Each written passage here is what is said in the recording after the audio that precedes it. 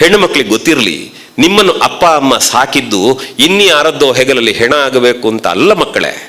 ಯಾಕೆ ಅಂದ್ರೆ ಧಾರ್ಮಿಕ ವಿಧಿವಿಧಾನಗಳಲ್ಲಿ ಗೋಮೆಯನ್ನು ಬಳಸ್ತೇವೆ. ಇವತ್ತು ಆಧುನಿಕ ಶಿಕ್ಷಣ, ನಮ್ಮ ಜೀವನ ಶೈಲಿ ಬೇರೆ ಅನ್ನೋ ಕಾರಣಕ್ಕೆ ಒಂದು ಹುಡುಗಿ ಗೋಮೆ ಮುಟ್ಲಿಕ್ಕೆ ಗಲೀಜು ಅಂತ ಅನ್ಸಿದ್ರೆ ಅವಳು ಧಾರ್ಮಿಕ ಕಾರ್ಯಕ್ರಮ ಮಾಡ್ಲಿಕ್ಕೆ ಹೋಗುವುದಿಲ್ಲ.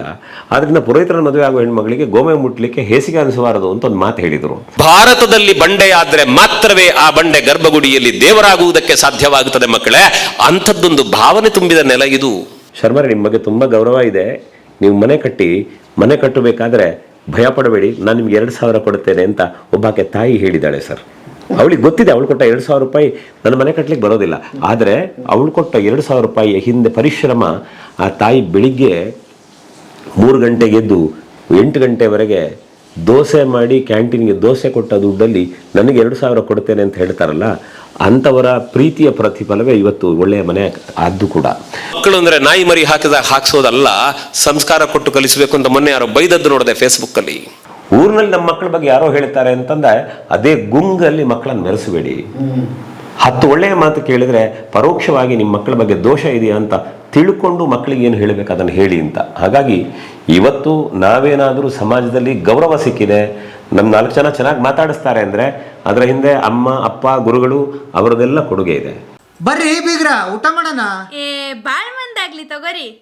ನಿಮ್ಮ ಬಾಯ ಅರಿಕೆಯಿಂದ ಹಂಗ ಆಗ್ಲೇವಾ? ನಮಸ್ತೆ ಗೆಳೆಯರೇ, ಬದುಕಿನ ಬುತ್ತಿಗೆ ತಮಗೆ ಎಂದಿನಂತೆ ಆಧಾರದ ಸ್ವಾಗತ. ಈ ಕತೆ ಅಂತೂ ನಾನು ಭಾಳ ದಿವಸದಿಂದ ತರಬೇಕು ಅಂತ ಪ್ರಯತ್ನ ಪಟ್ಟಿದ್ದೆ, ಬಟ್ ಅದು ಇವತ್ತು ಸಫಲ ಆಗಿದೆ. ನಾನೀಗ ನಿಂತ್ಕೊಂಡು ಮಾತಾಡ್ತಾ ಇರ್ತಕ್ಕಂಥ ಜಾಗ ಉಡುಪಿ ಜಿಲ್ಲೆ ಬಾರ್ಕೂರು ಹೊಸಾಳ್ ಗ್ರಾಮ ಅದಲ್ಲಿ ನಿಂತ್ಕೊಂಡು ಮಾತಾಡ್ತಾ ಇದ್ದೀನಿ. ಇಲ್ಲಿ ಒಂದು ಹೆಸರು ನೀವು ಕೇಳೇ ಇರ್ತೀರಿ, ನಾನೇನು ಹೊಸದಾಗಿ ಪರಿಚಯ ಮಾಡಿಸ್ಬೇಕಾಗಿಲ್ಲ. ಯಾಕಂತಂದರೆ ಅದ್ಭುತವಾದ ವಾಗ್ಮಿ ಕೂಡ ಇವರು, ಬೇರೆ ಯಾರೂ ಅಲ್ಲ, ದಾಮೋದರ್ ಶರ್ಮಾ ಅಂತ. ಅವರ ಸಂದರ್ಶನಕ್ಕೆ ಬಂದಿದ್ದೀನಿ ಗೆಳೆಯರೇ. ನಾನಂತೂ ಭಾಳ ಕುತೂಹಲ ಇದೆ, ತುಂಬ ಪ್ರಶ್ನೆಗಳೊಂದಿಗೆ ಬಂದಿದ್ದೀನಿ. ಅವ್ರ ಬದುಕು ಹೇಗೆ, ಯಾಕೆಂದ್ರೆ ಅಷ್ಟು ಕೋಟ್ಯಾಂತರ ಜನಕ್ಕೆ ತಮ್ಮ ಜ್ಞಾನದ ದಾರಿಯನ್ನು ಎರೆದಿದ್ದಾರೆ. ಆಂಗ್ಲ ಮಾಧ್ಯಮ ಶಾಲೆ ಕಟ್ಟಿದವರು ಯಾರು ಅಂತ ಕೇಳಿದ್ರೆ ಆವತ್ತು ಕನ್ನಡ ಮಾಧ್ಯಮದಲ್ಲಿ ಓದಿದ ಹುಡುಗರು ಇವತ್ತು ಬೆಳೆದು ಆಂಗ್ಲ ಮಾಧ್ಯಮ ಶಾಲೆ ಕಟ್ಟಿದ್ದು ಕೇಳಿದವರೇ ಇಲ್ಲ. ಕೂತ್ಕೊಂಡು ನೀವಂತೂ ಗಂಟೆಗಟ್ಟಲೆ ಹತ್ತಿದ್ದಿದೆ, ಒಂದಿಷ್ಟು ಜ್ಞಾನವನ್ನು ಮನೆಗೆ ತೊಗೊಂಡು ಹೋಗಿದ್ದಿದೆ, ಮನಸ್ಸಿಗೆ ಇಳಿಸ್ಕೊಂಡಿದ್ದಿದೆ. ಬನ್ನಿ ಅವ್ರ ಸಂದರ್ಶನ ಮಾಡೋಣ. ಅವ್ರ ಮನೆ ಮುಂದೆ ನಿಂತ್ಕೊಂಡು ಮಾತಾಡ್ತಾ ಇದ್ದೀನಿ. ನಮಸ್ತೆ. ಏನು ನಿಮ್ಮ ಹೆಸರು? ಸ್ಕಂದ. ಓಕೆ, ಬರ್ರಿ ಸ್ಕಂದ. ಓಕೆ, ಹಾಂ. ಏನು ಓದ್ತಿದ್ದೀರಿ? 5ನೇ ಕ್ಲಾಸ್. ಏನಾಗಬೇಕು ಅವ್ರಿಗೆ? ನಾವು ಒಂದು ಕಡೆ ಅವರು ಸಿಕ್ಕಿದ್ರು, ಅವರು ಮಾತಾಡಿದರು, ಆಮೇಲೆ ಗೆಳೆಯರಾದ್ರ? ವಾವ್, ಅದ್ಭುತ. ನಿಮಗೆ ಗೆಳೆಯರು ಭಾಳ ಖುಷಿ ಆಗ್ತದೆ. ಹಾಂ, ಆಮೇಲೆ ಮಾತಾಡ್ಲಿಕ್ಕೆ ಆಯ್ತಾ? ಎಲ್ಲಿ ಸಿಕ್ಕಿದ್ರು ನಿಮ್ಗೆ ಅವರು? ಅಲ್ಲಿ ಒಂದು ಸಾಯಿ ಮಂದಿರದಲ್ಲಿ. ಹೌದಾ? ಏನು ಅನಿಸ್ತದೆ ಅವ್ರದ್ದು ಮಾತು ಕೇಳಿ? ಏನು ಅನಿಸ್ತು ನಿಮಗೆ? ಖುಷಿ ಅನಿಸ್ತದೆ. ಖುಷಿ ಆಯ್ತು. ಏನು ಹೇಳಿದ್ರು? ಹೇಗಿದ್ದೀರಿ, ನನ್ನ ಹೆಸರು ದಾಮೋದರ್ ಶರ್ಮಾ ಅಂತೆಲ್ಲ ಹೇಳಿದ್ರು. ಏನು ಓದ್ತಾ ಇರುತ್ತವ? 5ನೇ ಕ್ಲಾಸ್. ಇಲ್ಲಿ ಬಂದಿದ್ರಲ್ಲ, ಯಾಕೆ ಅವ್ರನ್ನ ಮೀಟ್ ಮಾಡಕ್ಕೆ ಬಂದಿದ್ದೀರಾ? ನಿಮ್ಗೇನಾಗ್ಬೇಕು ಅವರು? ಅವರು ಎಂತ ಇಲ್ಲ, ಗೆಳೆಯರು. ನೀವು ಗೆಳೆಯರು ಅಂದಿದ್ದೆ ಖುಷಿ ಆಯಿತು ನನಗೆ. ಗೆಳೆಯರನ್ನ ಕರ್ಕೊಂಡ್ಬಂದಿದ್ದೀವಿ, ನಿಮ್ಮ ಗೆಳೆಯರು. ಓಕೆ, ಹಾಂ ಸರ್, ನಮಸ್ತೆ. ನಮಸ್ತೆ. ಭಾಳ ದಿವಸದ ನನ್ನ ಕನಸು ಸರ್ ಇದು, ಬಹಳ ದಿವಸದ ಕನಸು. ಯಾಕಂದರೆ ಬರೀ ಇದರಲ್ಲಿ ನೋಡ್ತಿದ್ದೆ. ಒಂದು ಆಶೀರ್ವಾದ ಮಾಡಿಬಿಡಿ ಹಾಗೆ.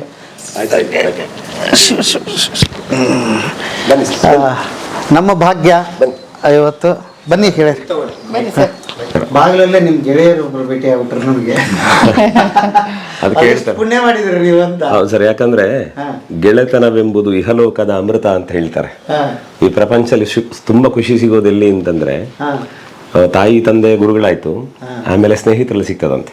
ಸ್ನೇಹಿತರು ಎಲ್ಲವೂ ಆಗಿ ಜೊತೆಗೆ ಇರ್ತಾರಂತೆ. ಹಾಗಾಗಿ ಸ್ನೇಹ ಬೆಳಿಲಿಕ್ಕೆ ತುಂಬಾ ದೊಡ್ಡವರು ಸಣ್ಣವರು ಅಂತಿಲ್ಲ. ಮತ್ತೆ ಆ ಮಕ್ಕಳ ಮುಗ್ಧ ಮನಸ್ಸು ತುಂಬಾ ಚೆನ್ನಾಗಿರುತ್ತದೆ, ನಿಷ್ಕಲುಷವಾಗಿ ಪ್ರೀತಿಸ್ತಾರೆ. ಆ ಸಣ್ಣ ಮದುವೆ ಖುಷಿ ಕೊಡುತ್ತದೆ. ಹಾಗೆ ಮೇಡಮ್ ನಮಸ್ತೆ ಸರ್. ನಮಸ್ತೆ. ನಮಸ್ತೆ. ನಿಮ್ಮ ಹೆಸರು? ನನ್ನ ಹೆಸರು ಪುಷ್ಪಲತಾ.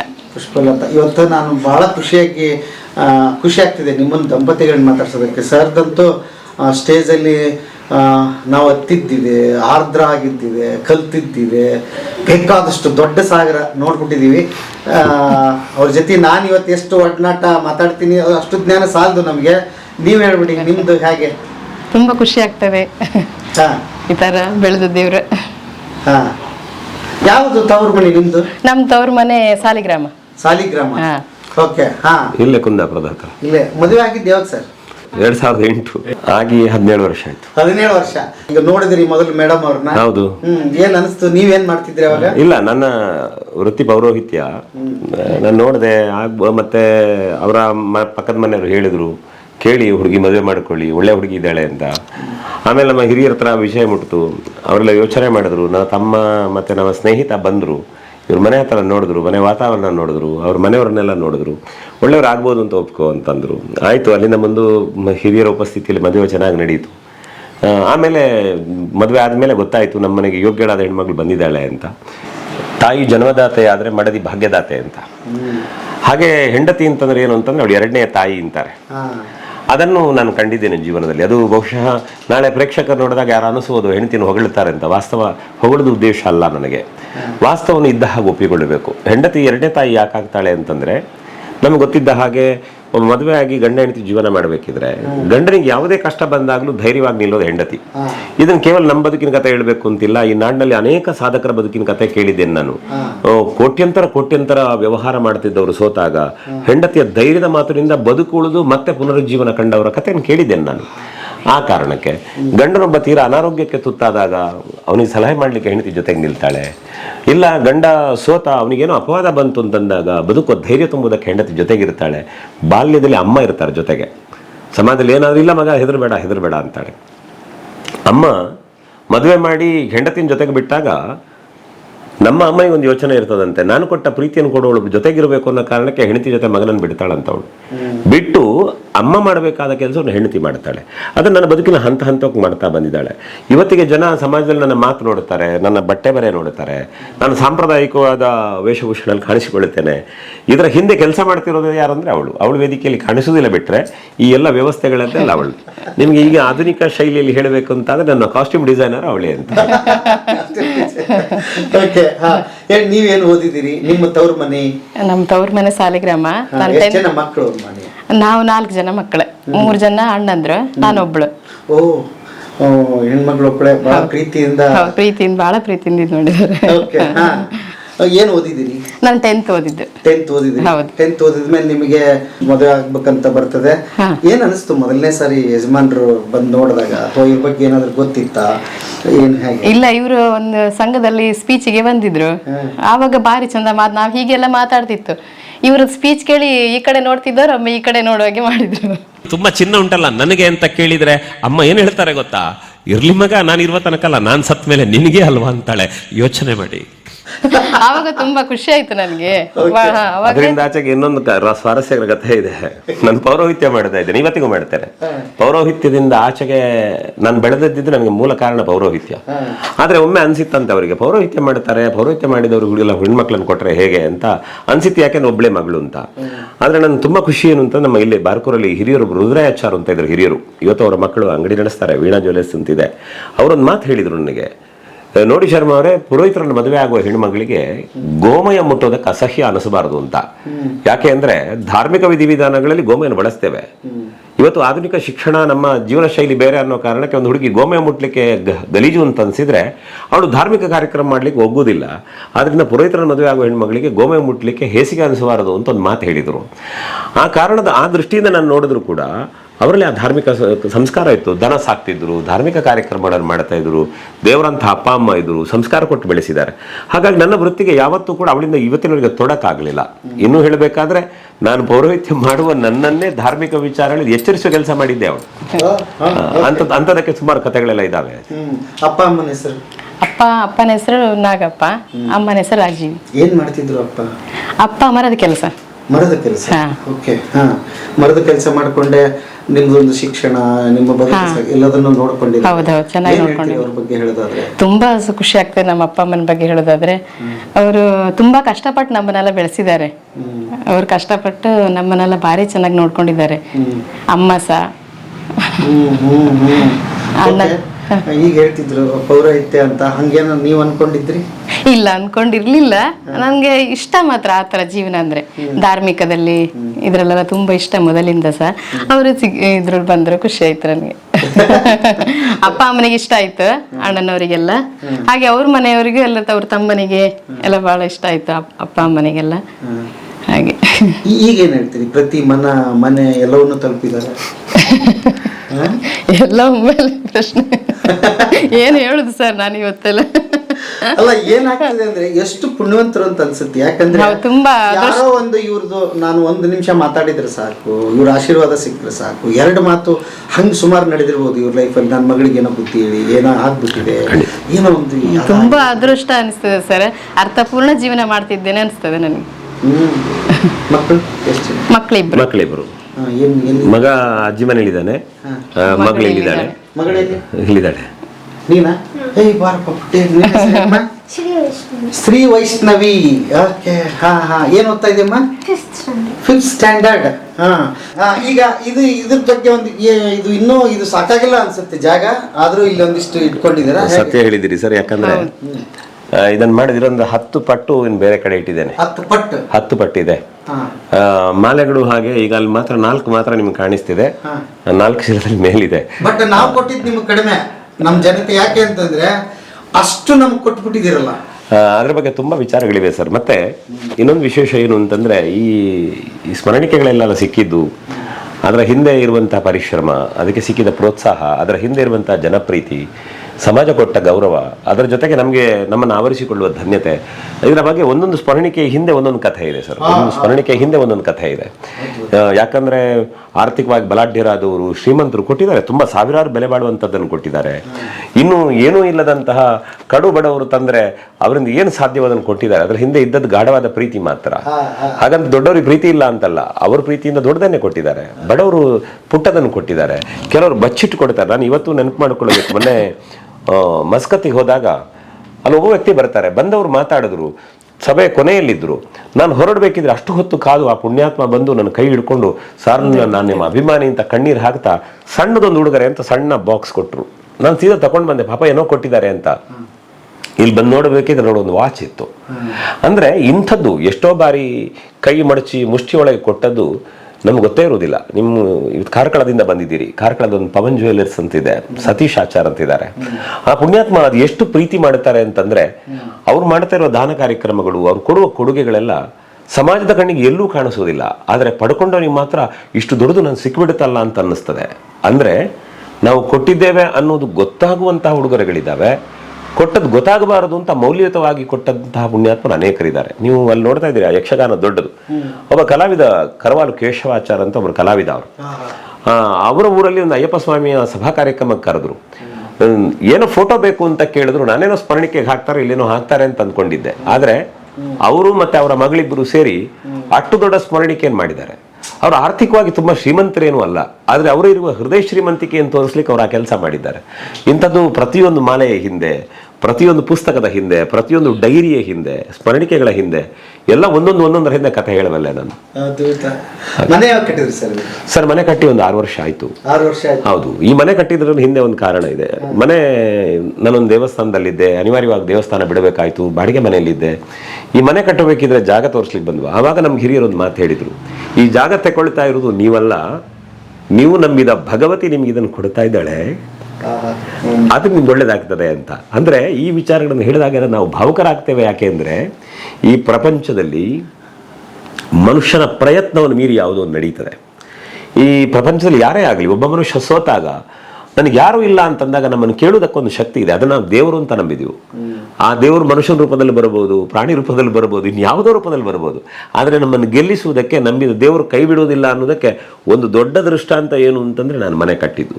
ಯಾಕಂದ್ರೆ ಇಲ್ಲೊಂದು ಪ್ರಶ್ನೆ ಇತ್ತು, ನೀನು ಹೇಗೆ ನಿಲ್ತಾನೆ ನೋಡಬೇಕು ಅಂತ. ಆವತ್ತು ದೇವರು ಈ ಜಾಗದಲ್ಲಿ ಹೀಗೆ ನಿಲ್ಲಿಸಿ ತೋರಿಸಿದ್ದಾರೆ.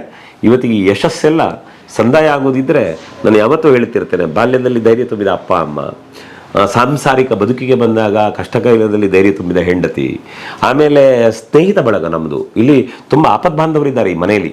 ಇವತ್ತಿಗೂ ಬಾರ್ಕೊಂಡು ರುದ್ರಾಚಾರ್ಯ ಮನೆ ಅಂತಂದ್ರೆ ನಮ್ಗೆ ಆಪತ್ಕಾಲದಲ್ಲಿ ಕೈ ಹಿಡಿದ ದೊಡ್ಡ ಮನೆ. ಆಮೇಲೆ ನಿಮ್ಮ ಉದ್ಯಾವರಕ್ಕೆ ಹೋದ್ರಲ್ಲ ಪ್ರಭಾಕರಾಚಾರ್ಯ ಅಂತಿದ್ದಾರೆ, ಇನ್ನೊಬ್ರು ವಿಠಲಣ್ಣ ಅಂತ ಸಂತೆಕಟ್ಟೆಯಲ್ಲಿದ್ದಾರೆ. ಎಷ್ಟೆಷ್ಟು ಜನ ಎಲ್ಲೆಲ್ಲೋ ಇದ್ದವರು ಬಂದು ನಮಗೆ ಧೈರ್ಯ ಹೇಳಿ ಬದುಕಿನ ಹೆಜ್ಜೆ ಇಡ್ಲಿಕ್ಕೆ ಪ್ರೇರಣೆ ಮಾಡಿದವರು ಅನೇಕರಿದ್ದಾರೆ. ಹಾಗೆ ನಾನು ಜೀವನದ ಕಥೆ ಮಾತಾಡ್ಲಿಕ್ಕೆ ಹೋದ್ರೆ ಬಹುಶಃ ಸುತ್ತಮುತ್ತ ಇರುವವರಿಂದ ಹಿಡಿದು ಇವತ್ತಿನ ಆಗರ್ಭ ಶ್ರೀಮಂತ ಬಂಜಾರ ಪ್ರಕಾಶ್ ಶೆಟ್ಟಿಯವರೆಗೆ, ಅಲ್ಲ ನಿಮ್ಮ ಕಾಪುನ ಶಾಸಕರು ಇವತ್ತು ನೀವು ಕೇಳ್ತಾ ಇದ್ದೀರಿ ಗುರುಮೆ ಸುರೇಶ್ ಶೆಟ್ಟಿ ಅಂತ ಹೃದಯ ಶ್ರೀಮಂತರು. ಇನ್ನು ನೀವು ಹುಬ್ಬಳ್ಳಿ ಧಾರವಾಡ ಕಡೆ ಹೋದ್ರೆ ಅಲ್ಲಿ ಸುಧಾಕರ್ ಶೆಟ್ಟರು ಅಂತಿದ್ದಾರೆ. ಎಷ್ಟು ಜನ ಇದ್ದಾರೆ. ಇಲ್ಲೇ ನೀವು ಕೇಳಿದ್ರೆ ಉಡುಪಿಯಲ್ಲಿ ಹೋಗಿ ಕೇಳಿ ಜಿಶಂಕರ್ ಅಂತಿದ್ದಾರೆ. ಅಂದ್ರೆ ಇವತ್ತು ಬಂಟ ಸಮುದಾಯದ ಇರ್ಬೋದು, ಮೊಗವೀರ ಸಮುದಾಯ ಇರ್ಬೋದು, ಬಿಲ್ಲವ ಸಮುದಾಯ ಇರ್ಬೋದು, ನಮ್ಮ ಸ್ಥಳೀಯವಾಗಿರುವ ಎಲ್ಲ ಸಮುದಾಯದ ಸಜ್ಜನರು ಇವತ್ತು ನನ್ನ ಬದುಕಿನ ಪ್ರೇರಣೆ ಮತ್ತು ನನಗೆ ಧೈರ್ಯ. ಹಾಗಾಗಿ ನನ್ನ ಸಮುದಾಯವನ್ನು ಪ್ರೀತಿಸ್ತೇನೆ, ಎಲ್ಲರನ್ನು ಗೌರವಿಸ್ತೇನೆ. ಅದರ ಪ್ರತಿಫಲ ಇವತ್ತು ನಾನು ಇಲ್ಲಿ ಬಂದು ನಿಂತಿದ್ದೇನೆ ಅಷ್ಟೇ. ಅಮ್ಮ, ನೀವು ಹೇಳಿ ಈ ಮನೆ ಕಟ್ಟೋದು ಇದೆಯಲ್ಲ, ಇದು ಒಂದು ದೊಡ್ಡದು ಮಹಾಯಜ್ಞ ಯಾಗ. ಇದು ಆಗ್ಬಿಟ್ರೆ ಪ್ರಾಪ್ತ ಅಂತ ಇದೆ. ಗಂಡು ಮಕ್ಕಳಿಗೆ ಪ್ರಶ್ನೆ ಮಾಡೋದು ಕಡಿಮೆ. ಹೌದು, ನೀವೇನ್ ಮಾಡಿದಿರಿ ಅಂತ ನಿಮಗೆ ಹೋದಲ್ಲೇ ಬಂದಲ್ಲೆಲ್ಲ ಇರ್ತದೆ. ಒಂದು ಆತಂಕ ಇರ್ತದೆ, ಗಂಡನ್ಗೆ ಹೇಳೋ ಆಗಿಲ್ಲ, ಅವ್ರ ಮಾತು ಬಿಡೋ ಆಗಿಲ್ಲ, ಏನ್ ಇನ್ನೂ ಮನೆ ಕಟ್ಟಿಲ್ವಾ, ಯಾವಾಗ ಕಟ್ತೀರಿ. ಆಮೇಲೆ ಒಂದು ಇದು ಕೂಡ ಇತ್ತು ಅವ್ರದ್ದು, ಏನ್ ಮಾಡ್ತಾರೆ ನೋಡೋಣ ಪೌರಾಹಿತ್ಯ ಮಾಡಿ ಅಂತ. ಹಂಗೆ ನಿಮಗೆ ಏನಾರು ಅನ್ಸಿದ್ದಿತ್ತ ಅಥವಾ ಆ ಥರದ್ದು ಬಂದಿತ್ತ, ಅಥವಾ ಕಟ್ಟಿದಾಗ ಎಷ್ಟು ಖುಷಿ ಆಯ್ತು ನಿಮ್ಗೆ? ತುಂಬಾ ಖುಷಿ. ಅದೊಂದು ಕನಸು ನಮ್ದು, ಮನೆ ಕಟ್ಟಬೇಕು ಬಾರ್ಕೂರಲ್ಲೇ ಅಂತ. ಆ ದೇವಿ ಎಲ್ಲ ನಡೆಸಿ ಕೊಟ್ಟಿದ್ರಪ್ಪ ಬಾರಿ ಚಂದಾಗಿ. ತುಂಬಾ ಕನಸು ನಮ್ದು, ಮನೆ ಇಲ್ಲಿ ಕಟ್ಟಬೇಕು. ಇಲ್ಲಿ ಜಾಗ ಎಲ್ಲ ನೋಡ್ತಾ ಇರುವಾಗ ತುಂಬಾ ಕಡೆ ನೋಡಿದ್ವಿ, ಮತ್ತೆ ಕಡೆಗೆ ದೇವ್ರೆ ಇಲ್ಲಿ ದಾರಿ ತೋರಿಸಿದ್ ನಮ್ಗೆ ಈ ಜಾಗವೇ. ಇಲ್ಲೇ ಬಾರ್ಕೂರಿಗೆ ದೇವಸ್ಥಾನಕ್ಕೆ ಹತ್ರವಾಗಿ ಮನೆ ಮಾಡಿತ್ತಲ್ಲ, ನಾವು ತುಂಬಾ ಸಂತೋಷ. ಅಲ್ಲ, ಈ ಮನೆ ಆಕ್ಚುಲಿ ನಮ್ಮೆಲ್ಲರಿಗೂ ಸೇರಿತ್ತು. ಯಾಕೆ ಗೊತ್ತಾ, ಜಾಸ್ತಿ ಇಲ್ಲ ಅಂದ್ರೆ ಹೇಗೆ ಇವ್ರನ್ನೆಲ್ಲ ನಾವು ಉಳಿಸ್ಕೊಳ್ಳೋದು ಹೇಗೆ? ಇಲ್ಲ ಸರ್, ಅದು ಯಾಕಂದ್ರೆ ಈಗ ಮನೆ ಕಟ್ಟೋದು ಎಲ್ಲಿವರೆಗೆ ಅಂದ್ರೆ ನಾವು ಕಾಂಪೌಂಡ್ ವಾಲ್ ಮಾಡಬೇಕಿದ್ರು ಕೂಡ ನೀವು ನಂಬ್ತಿರೋ ಬಿಡ್ತಿರೋ ಗೊತ್ತಿಲ್ಲ, ಈ ಮನೆ ಹತ್ರ ಹೂವಿನ ಗಿಡ ನೆಟ್ಟು ಆ ಹೂವಿನ ಗಿಡದಲ್ಲಿ ಬಂದ ಮೊಗ್ಗು ಮಾರಾಟ ಮಾಡಿ ಈ ಮನೆ ಕಟ್ಟುವಾಗ ಬೆಂಬಲ ಮಾಡಿದ್ದಾಳೆ ಅವಳು. ಅದರಿಂದ ಆಚೆಗೆ ಜನಪ್ರೀತಿ ಎಷ್ಟು ಅಂದ್ರೆ ಸರ್, ಒಂದು ಮನೆಯಲ್ಲಿ ಯಜಮಾನ ಉದ್ಯಮದಲ್ಲಿ ಸೋತು ಆತ್ಮಹತ್ಯೆ ಮಾಡಿಕೊಳ್ಳಿಕ್ಕೆ ಹೊರಟಾಗ ಒಬ್ಬಾಕೆ ತಾಯಿ ಹೇಳಿದ್ಲಂತೆ, ಇಲ್ಲ ಭಯಪಡಬೇಡಿ, ಬದುಕಿಗೆ ಜೀವನಕ್ಕೆ ದಾರಿ ಇದೆ ಅಂತ ಹೇಳಿ ಮನೆಯಲ್ಲಿ 100-150 ದೋಸೆ ಮಾಡಿ ಕ್ಯಾಂಟೀನ್ಗಳಿಗೆ ಕೊಟ್ಟು ಗಂಡನ ಬದುಕಿಸಿದ ಹೆಣ್ಮಗಳು ಹೇಳ್ತಾಳೆ, ಶರ್ಮರೇ ನಿಮ್ಮ ಬಗ್ಗೆ ತುಂಬ ಗೌರವ ಇದೆ, ನೀವು ಮನೆ ಕಟ್ಟಬೇಕಾದ್ರೆ ಭಯ ಪಡಬೇಡಿ, ನಾನು ನಿಮ್ಗೆ 2,000 ಕೊಡುತ್ತೇನೆ ಅಂತ ಒಬ್ಬಾಕೆ ತಾಯಿ ಹೇಳಿದ್ದಾಳೆ ಸರ್. ಅವಳಿಗೆ ಗೊತ್ತಿದೆ ಅವಳು ಕೊಟ್ಟ 2,000 ರೂಪಾಯಿ ನನ್ನ ಮನೆ ಕಟ್ಟಲಿಕ್ಕೆ ಬರೋದಿಲ್ಲ, ಆದರೆ ಅವಳು ಕೊಟ್ಟ 2,000 ರೂಪಾಯಿಯ ಹಿಂದೆ ಪರಿಶ್ರಮ.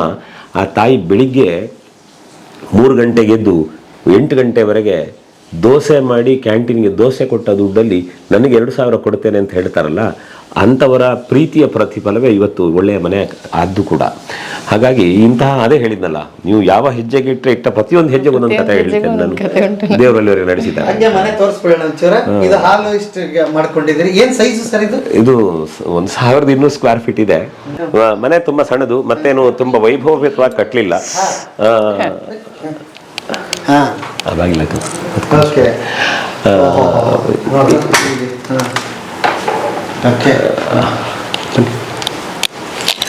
ಹಾಗೆ ಇವರು ನಮ್ಮ ಅಪ್ಪ ರಾಘವ ಅಂತ ಅವ್ರದ್ದು ಹೆಸರು. ಹಾಗೆ ಅವ್ರು ತೀರ್ಕೊಂಡು 10 ವರ್ಷ ಆಯ್ತು. ನನ್ನ ಮೂಲ ಊರು ಕಾರ್ಕಳದ ನೆಲ್ಲಿಕಾರು ಅಂತ. ಹಾಗೆ ಅವರಲ್ಲೇ ಇದ್ರು, ಅವರಲ್ಲೇ ಇದ್ರು. ಹಾಗಾಗಿ ನಾನು ಅಲ್ಲಿಂದ 7ನೇ ಕ್ಲಾಸು ಸಾಕು ಮಗ ಓದಿಸ್ಲಿಕ್ಕೆ ಕಷ್ಟ ಇದೆ, ಹೋಗಿ ಪೌರೋಹಿತ್ಯ ಕಲಿಗೆ ಅಂತ ಅಪ್ಪ ಅಂದರು. ಅವಾಗ ನನ್ನ ಗುರುಗಳು ಮತ್ತು ನನ್ನ ಮಾವನು ಆದ ಶ್ರೀಧರ ಶರ್ಮಾ ಅಂತ ಅವ್ರು ಹೇಳಿದ್ರು, ಇಲ್ಲ ಒಂದು 10ನೇ ಕ್ಲಾಸ್ ಆದ್ರೂ ಓದಬೇಕು ಅಂತ. ಮತ್ತೆ 10ನೇ ಕ್ಲಾಸಲ್ಲಿ ಓದಿ ನಾನು ಬಂದೆ. ಆವಾಗ ಪೌರೋಹಿತ್ಯಕ್ಕೆ ಬಂದೆ. ಇವತ್ತು ಅಪ್ಪನ ಬಗ್ಗೆ ಒಂದು ಮಾತು ಮುಖ್ಯವಾಗಿ ಏನು ಹೇಳಬೇಕು ಅಂತ, ನಾನು ಮಕ್ಕಳಿಗೆ ಇಷ್ಟು ಸಮಾಜಕ್ಕೆ ಹೇಳ್ತೇನಲ್ಲ, ತಾಯಿ ತಂದೆ ಗುರುಗಳು ಅಂತ. ಯಾಕೆ ಈ ಮಾತು ಹೇಳಬೇಕು ಅಂದರೆ, ನಾನು ಬಾರ್ಕೂರಿಗೆ ಹೊರಟು ನಿಂತಾಗ ನಮ್ಮ ಅಮ್ಮ ಒಂದು ಮಾತು ಹೇಳಿದರು, ಮಗ ಇಷ್ಟು ದಿವಸ ನಾ ಇಲ್ಲಿ ಇದ್ದೀನಿ, ನೀನು ಅಪ್ಪ ಅಮ್ಮ ನಾವಿದ್ದೆವು, ಇನ್ನಿನ್ನು ಬಾರ್ಕೂರಿಗೆ ಹೋಗ್ತೀವಿ ಓದಲಿಕ್ಕೆ, ಅಲ್ಲಿ ಹೋದಾಗ ನಿನಗೆ ಪಾಠ ಮಾಡುವ ಗುರುಗಳೇ ಅಪ್ಪ ಅಮ್ಮ, ಚೆನ್ನಾಗಿ ನಡ್ಕೋ ಅವ್ರ ಜೊತೆ ಅಂತ ನಮ್ಮ ಅಮ್ಮ ಹೇಳಿದರು. ನಮ್ಮ ಅಮ್ಮನಿಗೆ ನೆಟ್ಟಾಗಿ ಬರೀಲಿಕ್ಕೆ ಬರೋದಿಲ್ಲ ಸರ್, ಶಿಕ್ಷಣ ಇಲ್ಲ ಅವರಿಗೆ, ಆದರೆ ಈ ಸಂಸ್ಕಾರ ಇತ್ತು. ಆಯಿತು, ಕಳಿಸಿದರು. ನಮ್ಮ ಅಪ್ಪ ಆವತ್ತು ನನಗೇನು ಹೇಳಲಿಲ್ಲ. ಆದರೆ ನಾನು ಪೌರೋಹಿತ್ಯ ಕಲಿತಾ ಇಲ್ಲಿಂದ ಬಿಟ್ಟು ಸಂಸ್ಕೃತ ವಿದ್ಯಾಪೀಠಕ್ಕೆ ಸೇರಬೇಕು ಅಂತ ಮನೆಗೆ ಹೊರಟೆ. ಅಪ್ಪನ ಹತ್ರ ಹೇಳಿದ್ದೆ ಬಿಡ್ತೇನೆ, ವಿದ್ಯಾಪೀಠಕ್ಕೆ ಹೋಗ್ತೇನೆ ಅಂತ. ನಾನು ಮನೆಗೆ ಬಂದಾಗ ಏನು ಮಾಡಿದ್ರು ಅಂದರೆ, ನನಗೆ ಗೊತ್ತಿಲ್ಲದಿದ್ದ ಹಾಗೆ ಅಪ್ಪ ನನ್ನ ಗುರುಗಳಲ್ಲಿ ಬಂದು ನಮ್ಮಪ್ಪ ಕೇಳಿದ್ದಿಷ್ಟೇ, ನನ್ನ ಮಗ ಇಲ್ಲಿ ಬಿಟ್ಟು ಹೋಗ್ತೇನೆ ಅಂತ ಹೇಳಿದ್ದಾನೆ ಓದಲಿಕ್ಕೆ, ಬೇಜಾರಿಲ್ಲ, ಆದರೆ ನಿಮ್ಮಲ್ಲಿ ಇರಬೇಕಾದ ಅಷ್ಟು ಕಾಲ ಅವ ಹೇಗಿದ್ದ, ಏನು ತಪ್ಪು ಮಾಡಿದ್ನ, ಏನಾದ್ರು ವ್ಯತ್ಯಾಸ ಮಾಡಿಬಿಟ್ಟು ಹೋಗ್ತಾ ಇದ್ದಾನ, ನಿಮ್ಗೆ ಬೇಜಾರು ಮಾಡಿದ್ರ ಅಂತ ಕೇಳಿದ್ರಂತೆ. ಇಲ್ಲ, ಚೆನ್ನಾಗಿದ್ದ, ನಮ್ಮಲ್ಲಿ ಹೋಗ್ಲಿ ಬೆಳೀಲಿ ಅಂದರು ನಮ್ಮ ಗುರುಗಳು, ನಮ್ಮ ಮಾವನು ಕೂಡ. ನಮ್ಮ ಅಪ್ಪ ಆಮೇಲೆ ಬಂದು ಹೇಳಿದ್ರು, ನಿಮ್ಗೆ ಗೊತ್ತಿಲ್ಲ, ನಾನು ಹೋಗಿ ಕೇಳಿದ್ದೆ ಅಂತ. ಅಂದರೆ ನಾನಿವತ್ತು ವಿದ್ಯಾರ್ಥಿಗಳ ಪೋಷಕರಿಗೆ ಹೇಳುವುದೇನು ಅಂತಂದರೆ, ಊರಿನಲ್ಲಿ ನಮ್ಮ ಮಕ್ಕಳ ಬಗ್ಗೆ ಯಾರೋ ಹೇಳ್ತಾರೆ ಅಂತಂದ್ರೆ ಅದೇ ಗುಂಗಲ್ಲಿ ಮಕ್ಕಳನ್ನು ಮೆರೆಸಬೇಡಿ. 10 ಒಳ್ಳೆಯ ಮಾತು ಕೇಳಿದ್ರೆ ಪರೋಕ್ಷವಾಗಿ ನಿಮ್ಮ ಮಕ್ಕಳ ಬಗ್ಗೆ ದೋಷ ಇದೆಯಾ ಅಂತ ತಿಳ್ಕೊಂಡು ಮಕ್ಕಳಿಗೆ ಏನು ಹೇಳಬೇಕು ಅದನ್ನು ಹೇಳಿ ಅಂತ. ಹಾಗಾಗಿ ಇವತ್ತು ನಾವೇನಾದರೂ ಸಮಾಜದಲ್ಲಿ ಗೌರವ ಸಿಕ್ಕಿದೆ, ನಮ್ಮ 4 ಜನ ಚೆನ್ನಾಗಿ ಮಾತಾಡಿಸ್ತಾರೆ ಅಂದರೆ ಅದರ ಹಿಂದೆ ಅಮ್ಮ, ಅಪ್ಪ, ಗುರುಗಳು ಅವರದೆಲ್ಲ ಕೊಡುಗೆ ಇದೆ. ಸಮಾಜದಲ್ಲಿ ನಮ್ಮನ್ನೇನೋ ದೋಷ ಗುರುತಿಸಿದ್ದಾರೆ ಅಂದರೆ ಅದಕ್ಕೆ ನಾವೇ ಬಾಧ್ಯಸ್ಥರು ಹೊರತು ಅಪ್ಪ ಅಮ್ಮ ಅಲ್ಲ. ಹಾಗಾಗಿ ಅಂತ ಬದುಕು ಕೊಟ್ಟವರು ಅವರು. ಇನ್ನು ಅಮ್ಮ ಊರಲ್ಲಿದ್ದಾರೆ, ತಮ್ಮನ ಜೊತೆ, ತಮ್ಮನ ಹೆಂಡತಿ, ಮಗು ಮತ್ತೆ ನಮ್ಮ ಕುಟುಂಬದ ಬಂಧುಗಳೆಲ್ಲ ಊರಲ್ಲಿದ್ದಾರೆ. ಕಾರ್ಕಳದ ಹತ್ರ ನೆಲ್ಲಿಕಾರು ಅಂತ ಹಳ್ಳಿಯಲ್ಲಿದ್ದಾರೆ. ನಮ್ಮ ಕುಟುಂಬದ ಮೂಲ ದೇವರು ಅಲ್ಲಿದ್ದಾರೆ. ಹಾಗಾಗಿ ಅದನ್ನೆಲ್ಲ ನೋಡ್ಕೊಂಡು ಅಲ್ಲಿದ್ದಾರೆ. ನಾವು ಸಂದರ್ಭ ಸಿಕ್ಕಾಗಲೇ ನಾವು ಊರಿಗೆ ಹೋಗ್ತೇವೆ. ಮತ್ತೆ ಇಲ್ಲಿಂದ ಸುಮಾರು ಒಂದು 70 ಕಿಲೋಮೀಟ್ರು ಹಾಗೆ. ಮತ್ತೆ ಉಳಿದಂತೆ ನಮ್ಮ ಮನೆ ಅಂತ ಅದ್ದೂರಿಯ ಮನೆ ಏನಿಲ್ಲ. ಒಂದು 2 ಬೆಡ್ರೂಮ್ ಇದೆ, ಒಂದು ಕಿಚನ್ ಇದೆ. ಅದು ಬಿಟ್ಟರೆ ಇಲ್ಲೊಂದು ದೇವರ ಕೋಣೆ ಇದೆ. ನಮ್ಮ ದೇವರ ಕೋಣೆಯಲ್ಲಿ ಕೂಡ ವಿಶೇಷ ಏನು ಅಂತಂದರೆ, ನಾನು ಅಲ್ಲಿರುವ ತಾಯಿ ನಮ್ಮ ಬದುಕಿನ ಸರ್ವಸ್ವ. ನಮ್ಮ ಬದುಕಿನ ಎಲ್ಲ ಕಷ್ಟ ಕಾಲಗಳಲ್ಲಿ ಧೈರ್ಯವಾಗಿ ನಿಂತದ್ದು ಮತ್ತು ನಮ್ಮ ಯಶಸ್ಸಿನ ಹಿಂದಿನ ಶಕ್ತಿ ಅವಳು. ಅದರಿಂದ ಅವಳಿಂದ ಆಚೆಗೆ ನಮಗೆ ಪ್ರಪಂಚ ಇಲ್ಲ ಅಂತ ನಂಬಿದವ ನಾನು. ಹಾಗಾಗಿ ಅವಳ ಪಾದುಕೆಯನ್ನು ಪೂಜೆ ಮಾಡೋದು ಮತ್ತು ಗುರುಗಳಿಂದ ಅನುಗ್ರಹಿಸಲ್ಪಟ್ಟ ದೇವತಾ ವಿಗ್ರಹಗಳೆಲ್ಲ ಇದ್ದಾವೆ. ಅದನ್ನು ನಿತ್ಯ ಅನುಷ್ಠಾನ ಅಂತ ಮಾಡಿಕೊಂಡು ನಾವು ಬದುಕನ್ನು ಕಟ್ಟಿಕೊಳ್ತಾ ಇದ್ದೇವೆ. ಉಳಿದಂತೆ ಪುಟ್ಟದ್ದೊಂದು ಮನೆ ಅಷ್ಟೇ. ಯಾಕೆಂದ್ರೆ ನಮಗೆ ಮಾರ್ಗದರ್ಶನ ಮಾಡಿದ ಶಿಲ್ಪಿ ಆನಂದಾಚಾರ್ಯ ಅಂತ, ಅವರು ಸುರತ್ಕಲಲ್ಲಿದ್ದಾರೆ. ಕೇರಳದ ಶಿಲ್ಪಿ ಪಯ್ಯನೂರು ಕೇಶವಾಚಾರ್ಯ ಅಂತ ಇದ್ರು. ಅವರು ಇಡೀ ಶಿಲ್ಪ ಪ್ರಪಂಚದಲ್ಲಿ ಬಹಳ ದೊಡ್ಡ ಹೆಸರು. ಅವರ ನೇರ ಶಿಷ್ಯರು ಆನಂದಾಚಾರ್ಯರು. ಮನೆ ಕಟ್ಟಬೇಕು ಅಂತ ಅವ್ರ ಹತ್ರ ಹೇಳಿದಾಗ ಜಾಗ ಪರಿಶೀಲನೆ ಮಾಡಿದ್ದವರು ಮತ್ತೆ ಅದಕ್ಕೆ ಸಂಬಂಧಪಟ್ಟ ವಾಸ್ತು ನಿರ್ದೇಶನವನ್ನು ಮಾಡಿದ್ದವರೇ. ಆವತ್ತು ಅವರೊಂದು ಮಾತು ಹೇಳ್ತಾರೆ, ಶರ್ಮರೆ, ಮನೆ ಕಟ್ಟಬೇಕು, ಆದರೆ ನಮ್ಗೆ ಎಷ್ಟು ಅಗತ್ಯ ಇದೆಯೋ ಅಷ್ಟೇ ಕಟ್ಟಬೇಕು. ಉಂಟು ಅಂತ ಅಥವಾ ಇನ್ಯಾರೋ ಮಾಡ್ತಾರೆ ಅಂತ ನಾವು ಮಾಡೋದಲ್ಲ. ಹಾಗಾಗಿ ಎಷ್ಟು ಬೇಕೋ ಅಷ್ಟನ್ನು ಮಾಡಿಕೊಳ್ಳಿ, ಅದು ನಿಮಗೆ ತೃಪ್ತಿ ಕೊಡುತ್ತದೆ ಅಂತ ಅವರೊಂದು ಮಾತು ಹೇಳಿದ್ದಾರೆ. ಮನೆ ಕಟ್ಟಿದ್ರೆ ಹೇಗಿರಬೇಕು ಅಂತ ಹೇಳ್ತಾರೆ ಅವರು. ಮನೆ ಕಟ್ಟಿದ್ರೆ ಹೇಗಿರಬೇಕು ಅಂದರೆ, ಒಂದು ಮನೆಗೆ ನೀವು ಹೋಗಿ ಕೂತಾಗ ಒಂದು 10 ನಿಮಿಷ ಅಲ್ಲಿ ಕೂತು ಮಾತಾಡೋಣ ಅಂತ ಅನಿಸ್ಬೇಕು. ಅದು ಬಿಟ್ಟರೆ ಎಷ್ಟೊತ್ತಿಗೆ ಇಲ್ಲಿಂದ ಹೋಗೋದು ಅಂತ ಅನಿಸಬಾರದು. ಅದಕ್ಕೆಲ್ಲ ಕಾರಣ ಆಗೋದು ಯಾವುದು ಅಂತಂದರೆ, ಒಂದು ನಿಮ್ಮ ಮನಸ್ಸು, ಇನ್ನೊಂದು ವಾಸ್ತುಶಾಸ್ತ್ರ ಮತ್ತು ನೀವು ತೋರಿಸುವ ಪ್ರೀತಿ, ಇದಕ್ಕೆಲ್ಲ ಕಾರಣ ಆಗ್ತದೆ. ಹಾಗಾಗಿ ತುಂಬ ದೊಡ್ಡದು ಬೇಡ, ನಿಮ್ಮ ಇತಿಮಿತಿಯೊಳಗೆ ಪುಟ್ಟ ಮನೆ ಕಟ್ಕೊಳ್ಳಿ, ಚೆನ್ನಾಗಿರಿ ಅಂತ ಅವರು ಆಶೀರ್ವಾದ ಮಾಡಿದ್ದಾರೆ. ಹಾಗಾಗಿ ಸಮಗ್ರ ಮಾರ್ಗದರ್ಶನ ಇವತ್ತಿಗೂ ಅವರು ನಮ್ಮ ಜೊತೆ ನಿಂತು ಮಾಡ್ತಾ ಇದ್ದಾರೆ. ಅದರ ಫಲಶ್ರುತಿಯಾಗಿ ನಾವು ಈ ಜಾಗದಲ್ಲಿ ಮನೆ ಕಟ್ಕೊಂಡು ಖುಷಿಯಾಗಿದ್ದೇವೆ. ಖುಷಿಯಾಗಿದೆ ಮತ್ತು ಜವಾಬ್ದಾರಿ ಜಾಸ್ತಿ ಆಗಿರೋದು. ಈಗ ಮನೆಗೆ ಹೋಗೋರು ಬರೋರು ಜಾಸ್ತಿ, ಇವ್ರ ಪ್ರೋಗ್ರಾಮ್ಸ್ ಜಾಸ್ತಿ, ಕರೆಯೋರು ಜಾಸ್ತಿ ಅಲ್ಲ? ಬರ್ತಾ ಇರ್ತಾರೆ. ಮತ್ತೆ ನಾನು ಕೆಲವೊಮ್ಮೆ ಕಾರ್ಯಕ್ರಮ ಒತ್ತಡ ಹೇಗೆ ಅಂತಂದ್ರೆ, ಬೆಳಿಗ್ಗೆ ಇಲ್ಲಿಂದ 4 ಗಂಟೆ 5 ಗಂಟೆ ಬಿಟ್ಟರೆ ನನ್ನ ಪೌರೋಹಿತ್ಯ ಕಾರ್ಯಕ್ರಮಗಳಾದ್ರೆ ಪೌರೋಹಿತ್ಯಕ್ಕೆ ಹೋಗ್ತೇನೆ. ಸಭಾ ಕಾರ್ಯಕ್ರಮ ಮತ್ತೆ ಮನೆಗೆ ಬರುತ್ತೇನೆ, ಮತ್ತೆಲ್ಲ ಸಭಾ ಕಾರ್ಯಕ್ರಮ. ರಾತ್ರಿ ಹೋದ್ರೆ 12 ಗಂಟೆ 1 ಗಂಟೆ. ಆದ್ರೆ ಆ ಹೊತ್ತಿಗೂ ಕೂಡ 1 ಗಂಟೆ ರಾತ್ರಿಗೆ ಬಂದರೂ ಕೂಡ ನನ್ನ ಊಟದ ಸಿದ್ಧತೆಗಳಾಗಿಯೇ ಇರ್ತದೆ. ಬಂದು ಬಡಿಸಿ ಊಟ ಮಾಡಿ 4 ಬೈದು ಆಮೇಲೆ ಊಟ ಹಾಕಿ ಉಪವಾಸ ಬಿಡೋದಿಲ್ಲ ಹಾಗೆಲ್ಲ ಅಂತ. ಎಲ್ಲಿ ಹೋದ್ರು ಧರ್ಮಸ್ಥಳದ ಹೆಗ್ಗಡೆಯವರು ಒಂದು ಮಾತು ಹೇಳಿದರು. ಏನು ಅಂತಂದ್ರೆ, ಇಷ್ಟೆಲ್ಲ ಆಸ್ಪತ್ರೆಗಳನ್ನು ಕಟ್ತಾ ಇರೋ ನಾನು ತುಂಬ ಚೆನ್ನಾಗಿದ್ದೇನೆ, ಆರೋಗ್ಯವಂತನಾಗಿದ್ದೇನೆ. ಇದಕ್ಕೆ ಕಾರಣ ಏನು ಅಂತಂದ್ರೆ ಹೇಮಾವತಿಯವರ ಕೈಗುಣ ಅಂತ ಅವರ ಹೆಂಡತಿ ಬಗ್ಗೆ ಮಾತಾಡ್ತಾರೆ ಅವರು. ಅಂದ್ರೆ ಅವರು ಚೆನ್ನಾಗಿ ಆರೈಕೆ ಮಾಡಿದ್ರೆ ನಾನು ಚೆನ್ನಾಗಿದ್ದೇನೆ ಅಂತ. ಇವತ್ತು ನನ್ನ ಬದುಕಿನ ಅಸ್ತಿತ್ವದ ಕಥೆ ಕೂಡ ಅಷ್ಟೇ. ಬಾಲ್ಯದಲ್ಲಿ ಮದುವೆಗಿಂತ ಪೂರ್ವ ನಾನು ಚೆನ್ನಾಗಿದ್ದೇನೆ ಅಂತ ಕಾರಣ ನಮ್ಮ ಅಮ್ಮನ ತುಂಬಾ ಚೆನ್ನಾಗಿ ನೋಡ್ಕೊಂಡಿದ್ದಾರೆ. ಆ ಔಷಧ, ಆಹಾರ ಎಲ್ಲವನ್ನು ನೋಡ್ಕೊಂಡಿದ್ದಾರೆ. ಎಲ್ಲಕ್ಕಿಂತ ಮಿಗಿಲಾಗಿ ಮಾನವೀಯತೆ ಕಲಿಸಿದ್ದಾರೆ, ಸಂಸ್ಕಾರ ಕಲಿಸಿದ್ದಾರೆ. ಆವತ್ತು ನಾವು ಚೆನ್ನಾಗಿದ್ದೆವು. ಇವತ್ತು ಮದುವೆ ಆದ್ಮೇಲೆ ಇಲ್ಲಿ ಬಂದ್ರೆ ಅಮ್ಮ ಊರಲ್ಲಿದ್ದ ಆಶೀರ್ವಾದ ಮಾಡುತ್ತಾರೆ. ಅವರ ಆಶೀರ್ವಾದವೇ ಹೆಂಡತಿಯ ರೂಪದಲ್ಲಿ ಬಂದು ಇವತ್ತು ನಮ್ಮನ್ನು ಈಚೆಲಿ ಚೆನ್ನಾಗಿ ನೋಡಿಕೊಂಡಿದೆ. ಆ ಕಾರಣಕ್ಕೆ ಇದರಲ್ಲಿ ಇರುವಂಥದ್ದೇ. ಬಹುಶಃ ಇನ್ನೊಂದು ನಾನು ತುಂಬಾ ಮುಕ್ತವಾಗಿ ನಿಮ್ಗೆ ಹೇಳಬೇಕು ಅಂದ್ರೆ, ಈ ಸಂದರ್ಶನ ಮಾಡಿದಾಗ ಎಲ್ಲರೂ ಹೊಗಳ್ತಾರೆ ಸರ್, ಹೆಂಡತಿನ ಹೊಗಳ್ತಾರೆ, ಮನೆಯವ್ರನ್ನ ಹೊಗಳ್ತಾರೆ. ಅದರಿಂದ ಆಚೆಗೆ ಅವರ ತಕರಾರು ಇದ್ದಿರಬಹುದು ಅಂತ. ಆದ್ರೆ ಇದರಲ್ಲಿ ನನ್ನದು ಯಾವುದು ಕೂಡ ಎದುರೊಂದು ಹಿಂದೊಂದು ಅಂತ ಇಲ್ಲ. ಯಾಕಂದ್ರೆ ಸಾಂಸಾರಿಕ ಬದುಕು ಅಂತ ಬಂದಾಗ ಹೆಂಡತಿ ಮಾಡಿ ತಪ್ಪು ಅಂತ ಗಂಡನಿಗೆ ಅನ್ನಿಸ್ತದೆ, ಗಂಡ ಏನೋ ತಪ್ಪು ಮಾಡುತ್ತೆ ಹೆಂಡತಿಗೆ ಅನ್ನಿಸ್ತದೆ, ಚರ್ಚೆಗಳು ಬರುತ್ತವೆ. ಇದೆಲ್ಲ ಸಾಂಸಾರಿಕ ಬದುಕಿನಲ್ಲಿ ಇರಬೇಕಾದ್ದೆ. ಯಾಕಂದ್ರೆ ಭವಿಷ್ಯತ್ ನೀವು ನೋಡಿದ್ರೆ ವಿರೂಪಾಕ್ಷ ದೇವರ ಮನೆ ಅಂತ ಉಡುಪಿಯಲ್ಲಿ ಡಾಕ್ಟರ್ ಇದ್ದಾರೆ. ಸ್ವಲ್ಪ ಮಾತಾಡಿ ಪ್ಲೀಸ್ ಅಂತ ಅವರೊಂದು ಪುಸ್ತಕ ಬರೆದಿದ್ದಾರೆ. ಅವ್ರು ಹೇಳೋದಷ್ಟೇ, ನೀವು ಮಾತಾಡ್ತಾ ಇರಿ, ಅದು ಸಮರಸವೋ ಸಂಘರ್ಷವೋ ಏನೋ ನಿಮ್ಮ ನಡುವೆ ಮಾತುಕತೆ ಬರಲಿ, ಮೌನ ಆವರಿಸಿತು ಅಂದ್ರೆ ಸಂಬಂಧಗಳು ಮುರಿದು ಬಿಡುತ್ತವೆ ಅಂತಾರೆ. ಹಾಗಾಗಿ ಸಾಂಸಾರಿಕ ಬದುಕಿನಲ್ಲಿ ಅಭಿಪ್ರಾಯ ಭೇದಗಳು ಎಲ್ಲ ಕಡೆ ಇರುವಂಥದ್ದೇ. ಬರ್ತದೆ, ಮಾತಾಡುತ್ತದೆ, ಹೋಗ್ತದೆ. ಆದರೆ ಅದೆಲ್ಲವನ್ನು ಮರೆತು ಮತ್ತೆ ಒಳ್ಳೆಯ ಸಂದರ್ಭಗಳಲ್ಲಿ ಮತ್ತೆ ಜೊತೆಯಾಗಿ ಸಾಗುವುದು ಜೀವನದ ಮುಖ್ಯ ಉದ್ದೇಶ. ಹಾಗಾಗಿ ಬದುಕು ಯಾವತ್ತೂ ಪ್ರದರ್ಶನಕ್ಕಾಗಿರಬಾರದು, ಅದು ಅಂತರಂಗದ ದರ್ಶನಕ್ಕಾಗಿರಬೇಕಂತೆ. ಹಾಗಾಗಿ ನಾನು ತುಂಬ ಕಾರ್ಯಕ್ರಮಗಳಲ್ಲಿ ಹೇಳಿದ್ದೇನೆ, ಹೆಂಡತಿಯ ಬಗ್ಗೆ ನಾನು ಮಾತಾಡಿದ್ದೇನೆ, ಮಕ್ಕಳ ಬಗ್ಗೆ ಮಾತಾಡಿದ್ದೇನೆ, ಅಪ್ಪ ಅಮ್ಮನ ಬಗ್ಗೆ ಮಾತಾಡಿದ್ದೇನೆ. ಎಷ್ಟೋ ಸಲ ಮಾತಾಡಿದಾಗ ಒಬ್ರು ಹೇಳಿದ್ರು, ಅವ್ರನ್ನ ಕಾರ್ಯಕ್ರಮಕ್ಕೆ ಕರೆದ್ರೆ ಅವ್ರ ಅಪ್ಪನ ಬಗ್ಗೆ ಮಾತಾಡ್ತಾರೆ, ಅಮ್ಮನ ಬಗ್ಗೆ ಮಾತಾಡ್ತಾರೆ. ನಿಜ. ಯಾಕಂದ್ರೆ ಒಬ್ಬ ವ್ಯಕ್ತಿ ಹೇಗೆ ಬದುಕಬೇಕು ಅಂತಂದ್ರೆ, ನನ್ನ ಅಪ್ಪ ಅಮ್ಮನ ಬಗ್ಗೆ ಹೇಳಿಕೊಳ್ಳುವಂತ ಅಭಿಮಾನ ನನಗಿದೆ. ಯಾಕೆಂದ್ರೆ ನನಗೆ ಅಪ್ಪ ಅಮ್ಮನ ಋಣ ಇದೆ ಅನ್ನೋ ಎಚ್ಚರ ಇದೆ ನನಗೆ. ಹಾಗಾಗಿ ಸಮಾಜದಲ್ಲಿ ವ್ಯಕ್ತಿ ಹೇಗೆ ಬದುಕಬೇಕು ಅಂದ್ರೆ, ಇಂಥವ್ರ ಮಗ ಅಂತ ಹೇಳ್ಕೊಳ್ಳುವ ಹಾಗೆ ಅಪ್ಪ ಅಮ್ಮ ಇರಬೇಕಂತೆ, ಇಂಥವ್ರು ನಮ್ಮ ಮಗ ಅಂತ ಹೇಳ್ಕೊಳ್ಳುವ ಹಾಗೆ ಮಕ್ಕಳು ಬೆಳಿಬೇಕಂತೆ. ಹಾಗಾಗಿ ನಮಗೊಂದು ಧನ್ಯತೆ ಅಷ್ಟೇ, ನಾವೇನು ಕೋಟ್ಯಾಂತರ ರೂಪಾಯಿ ಸಂಪಾದನೆ ಮಾಡಲಿಲ್ಲ. ಇವತ್ತು ಖುಷಿ ಏನು ಗೊತ್ತಾ ನಿಮಗೆ, ನೇರ ಹೇಳ, ಎಷ್ಟೋ ಜನ ಹೇಳ್ತಾರೆ ನಿಮ್ಮ ಭಾಷಣಗಳನ್ನು ಇನ್ಯಾರೋ ಯೂಟ್ಯೂಬ್ ಚಾನಲ್ ಹಾಕೊಂಡು ದುಡ್ಡು ಮಾಡ್ತಾರೆ, ನೀವು ಯಾಕೆ ಮಾಡಲಿಲ್ಲ ಅಂತ ನನಗೆ ಕೇಳಿದ್ದಾರೆ. ಯೂಟ್ಯೂಬ್ ಚಾನಲ್ ಮಾಡ್ಕೊಂಡಿಲ್ಲ ನಾನು, ಆದ್ರೆ ಅಲ್ಲೂ ಕೂಡ ಒಂದು ತೃಪ್ತಿ ಏನು ಗೊತ್ತಾ, ಯಾರೋ ಒಬ್ಬ ತನ್ನ ಬದುಕಿಗೆ ಸಾಮಾಜಿಕ ಜಾಲತಾಣವನ್ನು ಆಶ್ರಯಿಸಿ ನನ್ನ ವಿಡಿಯೋಗಳನ್ನು ಯೂಟ್ಯೂಬ್ ಅಲ್ಲಿ ಹಾಕಿ ದುಡ್ಡು ಮಾಡ್ತಾರೆ ಅಂದ್ರೆ ಪರೋಕ್ಷವಾಗಿ ನನ್ನಿಂದ ಅವರಿಗೊಂದು ಉಪಕಾರ ಆಗಿದೆ ಅಂತ ಖುಷಿ ಇದೆ ನನಗೆ, ಅದ್ರ ದ್ವೇಷ ಇಲ್ಲ. ಹಾಗಾಗಿ ನನ್ನ ವಿಡಿಯೋಗಳನ್ನು ಯಾರು ಹಾಕೊಂಡ್ರು ನಾನು ಬೈಲಿಲ್ಲ, ನನ್ನ ಭಾಷೆಗಳನ್ನು ಯಾರು ಬರ್ಕೊಂಡ್ರೆ ನಾನು ಏನು ಹೇಳಿಲ್ಲ, ಅದರಲ್ಲಿ ಇಲ್ಲ. ಯಾಕಂದ್ರೆ ನೀವು ಮಾಡಿ ಒಂದು ಚಾನಲ್ ಮಾಡಿ ಹೇಳ್ತಾ ಇದ್ರು, ಇವರಿಗೆ ಹೇಳ್ತಾರೆ ನಾವು ಮಾಡೋದು ಮಾಡಲಿಲ್ಲ, ಭವಿಷ್ಯದಲ್ಲಿ ಮಾಡಬಹುದು, ಅದು ಬೇರೆ ವಿಚಾರ. ಹಾಗಂತ ನನ್ನ ವಿಚಾರಗಳನ್ನು ಯಾರು ಕೇಳಿಕೊಂಡ್ರು ನನಗೆ ವಿರೋಧ ಇಲ್ಲ. ಯಾಕೆ ಅಂದರೆ ಆ ವಿಚಾರಗಳು ನನ್ನಿಂದ ಬಂದದ್ದಲ್ಲ. ನನ್ನ ಗುರುಗಳು, ನನ್ನ ಅಪ್ಪ ಅಮ್ಮ ನನ್ನ ಕೊಟ್ಟಿದ್ದಾರೆ, ನನ್ನ ನಂಬಿದ ದೇವಿ ನನ್ನ ಹತ್ರ ಆಡಿಸಿದ್ದಾಳೆ, ಅದು ನನ್ನದಲ್ಲ, ಅವ್ರು ಕೊಟ್ಟದ್ದು. ಹಾಗಾಗಿ ನನ್ನಿಂದ ಅದು ಇನ್ನೊಬ್ರಿಗೆ ಹೋಗ್ಲೇಬೇಕಲ್ಲ, ಹಾಗಾಗಿ ಹೋಗ್ತಾ ಇರ್ತದೆ. ಹಾಗಾಗಿ ಒಳ್ಳೆಯ ವಿಚಾರಗಳಲ್ಲಿ ದ್ವೇಷ ಇರಬಾರದು, ಹಂಚೋಣ, ಎಲ್ಲರೂ ಬೆಳೀಲಿಯಲ್ಲ. ಯಾಕಂದ್ರೆ ನಾನು ಬೆಳೆದಾಗ ಹೇಗೆ ನಮ್ಮವ್ರು ಖುಷಿ ಪಡ್ತಾರೆ, ಇನ್ನೂ ಬೆಳೆದಾಗ ಹಾಗೆ ಇನ್ನೊಬ್ರು ಖುಷಿ ಪಡ್ತಾರಲ್ಲ, ಎಲ್ಲರೂ ಬೆಳೀಲಿ ಅಂತ ಅಷ್ಟೇ. ಹಾಗೆ ಈಗ ಅವ್ರದಂತೂ ಬೇಕಾದಷ್ಟು ಕಂಡಿದ್ದಾರೆ, ದೊಡ್ಡ ಸಭೆಗಳು, ಚಪ್ಪಾಳೆ, ಎಲ್ಲವನ್ನೂ ನೋಡ್ಬಿಟ್ಟಿದೆ. ನಿಮ್ಗೆ ಏನು ಅನಿಸ್ತು ಮೊದಲನೇ ಸಾರಿ ಯಾವ್ದಾದ್ರು ಸಭೆಗೆ ಹೋಗ್ಬಿಟ್ರೆ ಯಜಮಾನರು ನಿಂತ್ಕೊಂಡು ಮಾತಾಡೋ ಮುಂದೆ ನಿಮ್ಮ ಭಾವ ಹೇಗಿತ್ತು, ಎಲ್ಲ ಏನು ಅನಿಸ್ತಿತ್ತು ಅಂತ? ತುಂಬಾ ಖುಷಿ ಆಗ್ತದೆ ಸರ್, ತುಂಬಾ ಖುಷಿ ಆಗ್ತದೆ. ತುಂಬಾ ಕಷ್ಟ, ಜೀವನದಲ್ಲಿ ತುಂಬಾ ಕಷ್ಟಪಟ್ಟಿದ್ದೀವಿ ನಾವು ಸಹ. ದೇವ್ರ ಕೈ ಬಿಡ್ಲಿಲ್ಲ, ನಮ್ಮ ಬಾರ್ಕೂರು ಕಾಳಿಕಾಂಬೆ ನಮ್ಮ ಕೈ ಬಿಡ್ಲಿಲ್ಲ, ನಮ್ಮ ಮನೆ ದೇವರು, ದೈವ ದೇವರು ನಮ್ಮ ಕೈ ಹಿಡ್ದು ಎತ್ತಿದಾರಪ್ಪ. ಅಲ್ಲ ಏನಂತ ಯಾಕೆ ಹೇಳ್ಬೇಕು ನೀವಿಬ್ರು ಇವತ್ತು ಅಂತಂದ್ರೆ, ನಾವು ಯಾವಾಗ್ಲೂ ಬೆಳೆದಾಗ ದೊಡ್ಡವರಾದಾಗ ಈಗ ಬರ್ತೀವಿ, ನಮ್ಮಂಗ್ 1000 ಜನ ಕೇಳೋಕ್ ರೆಡಿ ಆಗಿದ್ದೀವಿ. ಎಲ್ಲವೂ ಜಾತ್ರೆ ಈಗ ನಡೀತದೆ ಖಂಡಿತ ಅಲ್ವಾ, ತೇರು ಸಿದ್ಧ ಆಗಿದೆ, ಆದ್ಮೇಲೆ ಎಳೆಯವರು ಬರ್ತಾರೆ. ಬಟ್ ನೀವು ಹೇಳಿ ಮೊದಲು ಹೇಗೆ ಇವೆಲ್ಲ ಯಾಕೆ ನೀವು ಮಾತಾಡ್ಬೇಕು ಅಂತಂದ್ರೆ, ನೋಡ್ತಾ ಇರೋರಿಗೆ ತಮ್ಮ ಬದುಕನ್ನು ಹ್ಯಾಕ್ ಕಟ್ಕೋಬೇಕು ಅನ್ನೋದೊಂದು ತುಂಬಾ ಜನ ಸೋತು ಹೋಗ್ಬಿಟ್ಟಿದೆ ಸರ್.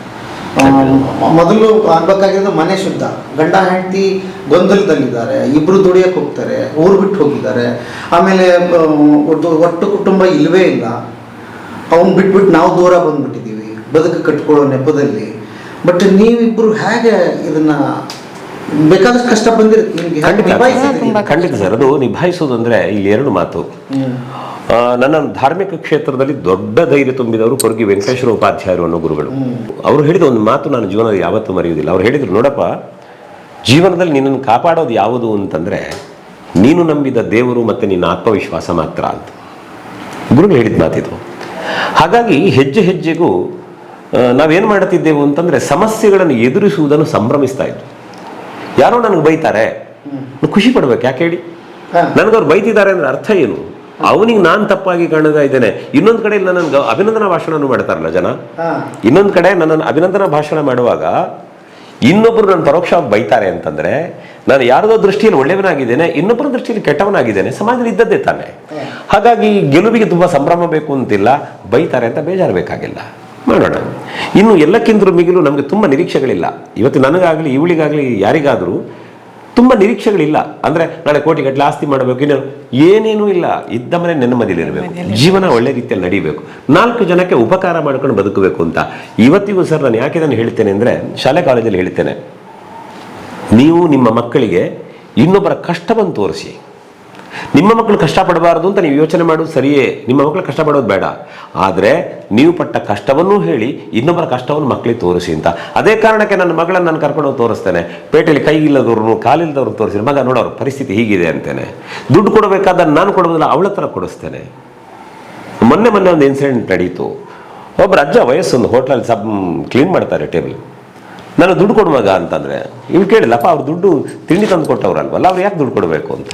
ಆವಾಗ ಹೇಳಿದ್ರು, ನೋಡು ಮಗ, ಅವ್ರ ತಲೆಗೂದಲು ಬೆಳ್ಳಗಾಗಿದೆ, ನಿನ್ನ ಅಜ್ಜ ನೋಡಿದೆಯಲ್ಲ, ನಿನ್ನ ಅಜ್ಜನ ಹಾಗೆ ಅವ್ರಿಗೆ ವಯಸ್ಸಾಗಿದೆ, ಹಾಗಾಗಿ ಅವರು ತಿಂಡಿ ತಂದು ಕೊಡದೇ ಇದ್ರು ಚಿಂತಿಲ್ಲ ಮಗ, ನಾವು ತಿಂದ ತಟ್ಟೆ ತೊಳಿದು ಅವರು ತಾನೆ, ಅವ್ರಿಗೆ ಮನೇಲಿ ನಿನ್ನ ಹಾಗೆ ಮೊಮ್ಮಕ್ಳು ಇರ್ತಾರೆ, ಆ ಮಕ್ಳಿಗೆ ಚಾಕ್ಲೇಟ್ ತಗೊಂಡು ದುಡ್ಡು ಬೇಕಲ್ಲ, ಹಾಗಾಗಿ ಅವ್ರಿಗೆ ಕೊಡು ಅಂತಂದೆ. ಅಂದ್ರೆ ನಾನು ಹೇಳ್ತಾ ಇರೋದು, ನೊಂದವರಿಗೆ, ದುಡಿದವರಿಗೆ, ವಯಸ್ಸಾದವರಿಗೆ, ಸೋತವರಿಗೆ ನಮ್ಮಿಂದಾದ ಧೈರ್ಯ ಕೊಡುವಂತಹ ಕೆಲಸವನ್ನು ನಾವು ಮಾಡಬೇಕು. ಅದು ನಿಜವಾದಂತಹ ಜೀವನ ಮೌಲ್ಯ. ಮತ್ತೆ ಇನ್ನೊಂದು ಬಹಳ ದೊಡ್ಡ ಸಂಗತಿ ಇದೆ ಸರ್ ಜೀವನ. ಹೇಗಂತಂದ್ರೆ, ಕಾಲ ಯಾರನ್ನು ಹೇಗೂ ಬದಲು ಮಾಡಬಹುದು. ಅಯೋಧ್ಯೆಯಲ್ಲಿ ಪಟ್ಟಾಭಿಷಿಕ್ತನಾಗಬೇಕಾದಂತಹ ರಾಮ ಕಾಲದ ಹೊಡೆತದಿಂದ ವನವಾಸಕ್ಕೆ ಬಂದು ಕೂತ್ಕೊಳ್ತಾನೆ. ಮುತ್ತಿನ ಕಿರೀಟ ಹೊರಬೇಕಾದಂತಹ ಹರಿಶ್ಚಂದ್ರ ಸ್ಮಶಾನದ ಬಂಡೆಯಲ್ಲಿ ಕೂತ್ಕೊಳ್ತಾನೆ. ಹಾಗಿದ್ರೆ ದೇವರಾಗಿಯೇ ಧರೆಗೆ ಬಂದ ರಾಮನಿಗೆ ಆ ಸ್ಥಿತಿ ಬರಬಹುದು ಅಂತಾದ್ರೆ, ಸತ್ಯವನ್ನೇ ದೇವರು ಅಂತ ನಂಬಿದ ಹರಿಶ್ಚಂದ್ರ ಚಕ್ರವರ್ತಿಗೆ ಆ ಸ್ಥಿತಿ ಬರಬಹುದು ಅಂತಾದ್ರೆ, ಸಾಮಾನ್ಯ ಮನುಷ್ಯರಾದ ನಮ್ಮ ಕಥೆ ಏನು ಹೇಳಿ.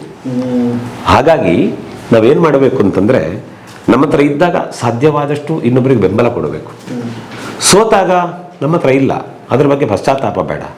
ಯಾಕಂದ್ರೆ ನನ್ನ ಬದುಕಿನ ಇವತ್ತಿನ ಯಶಸ್ಸಿನ ಕಥೆ ಯಾರಾದರೂ ಕೇಳುವುದಿದ್ರೆ, ಅದರ ಹಿಂದೆ ನಾನು ಸೋತಾಗ ನನ್ನ ಕೈ ಹಿಡಿದು ಉದ್ಧಾರ ಮಾಡಿದವರು ತುಂಬ ಇದ್ದಾರೆ. ಎಲ್ಲಿವರೆಗೆ ಅಂತಂದ್ರೆ, ನಮ್ಮ ತಂದೆಯವರು ತೀರ್ಕೊಂಡಾಗ ಅಪ್ಪನ ಅಪರ ಸಂಸ್ಕಾರ ಮಾಡಲಿಕ್ಕೆ ನಮ್ಮ ಕೈ ಬರದಾಗಿತ್ತು. ಆ ಕಾಲದಲ್ಲಿ ನಮ್ಮ ಮನೆ ಬಾಗಿಲಿಗೆ ದುಡ್ಡು ಹಿಡ್ಕೊಂಡು ಬಂದು ಕೊಟ್ಟವರು ಇದೇ ಬಾರ್ಕೂರು ಉಮೇಶಾಚಾರ್, ರುದ್ರಾಚಾರ್ಯ ಮಗ. ಆವತ್ತದು ಸಾಲವಾಗಿ ಪಡ್ಕೊಂಡೆವು, ಮರಳಿ ನಾವು ಕೊಟ್ಟಿದ್ದೇವೆ. ಆದರೆ ಈ ಆಪತ್ತಿನಲ್ಲಿ ಸಿಲುಕಿದಾಗ ಯಾರೋ ನಮ್ಮ ಕೈ ಹಿಡಿದದ್ರಿಂದಲೇ ನಾವು ಇವತ್ತು ನೆಮ್ಮದಿಯ ಬದುಕಿನಲ್ಲಿ ಇದ್ದೇವೆ ಅಂತಂದ್ಮೇಲೆ, ಇನ್ನೊಬ್ಬರು ಸೋತಾಗ ಅವರು ಕೈ ಹಿಡಿಯೋ ಪ್ರಯತ್ನ ನಾವು ಮಾಡಬೇಕು. ಹಾಗಾಗಿ ಸಾಮಾಜಿಕ ಬದುಕಿನ ಸಾಮರಸ್ಯ ಸಾಧ್ಯ ಆಗುವುದು ಅಲ್ಲೇ. ಮತ್ತೆ ವಿದ್ಯಾರ್ಥಿಗಳು ಯಾಕೆ ಅಪ್ಪಮ್ಮನಿಂದ ಎದುರು ಮಾತಾಡ್ತಾರೆ, ಯಾಕೆ ಈಗ ದಾರಿ ತಪ್ತಾರೆ ಅಂದರೆ, ವಿಷಯ ಇಷ್ಟೇ, ನಾವಿದು ಎಲ್ಲವನ್ನೂ ಹೇಳಿಕೊಟ್ಟೆವು, ಇನ್ನೊಬ್ಬನ ಕಷ್ಟವನ್ನು ಅರ್ಥ ಮಾಡಿಕೊಳ್ಳೋ ಸ್ಥಿತಿಯನ್ನು ಹೇಳಿಕೊಡ್ಲಿಲ್ಲ. ನಮ್ಮ ಮಕ್ಕಳಿಗೆ ಪಿಜ್ಜಾ ಬರ್ಗರ್ ಕೊಟ್ಟೆವು ಸರ್, ಆದರೆ ರಸ್ತೆ ಬೀದಿಯಲ್ಲಿ ಪಾಪ ಗಂಜಿ ಗತಿ ಇಲ್ಲದೆ ಊಟ ಬಿದ್ದ ಹೆಣ್ಣುಮಗಳಿಗೆ ಹೋಗಿ ಆ ತಾಯಿಗೊಂದು 10 ರೂಪಾಯಿ ತಿಂಡಿ ಕೊಡಿ ಅಂತ ನಮ್ಮ ಮಕ್ಕಳಿಗೆ ನಾವು ಹೇಳಲಿಲ್ಲ.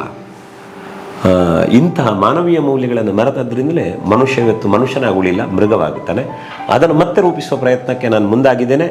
ದೇವರು ನಡೆಸಿದ್ದಾರೆ, ಸಹೃದಯರು ಬೆಂಬಲವಾಗಿ ನಿಂತಿದ್ದಾರೆ, ಗುರುಗಳ ಆಶೀರ್ವಾದ ಇದೆ, ಅಪ್ಪ ಅಮ್ಮ ಆಶೀರ್ವಾದ ಮಾಡಿದ್ದಾರೆ, ಹೆಂಡತಿಯ ಸಹಕಾರ ಉಂಟು, ನಡೀತದೆ, ನಡೆಸಬೇಕು ಅಷ್ಟೇ. ಸುದೀರ್ಘವಾಗಿ ಮಾತಾಡೋಣ.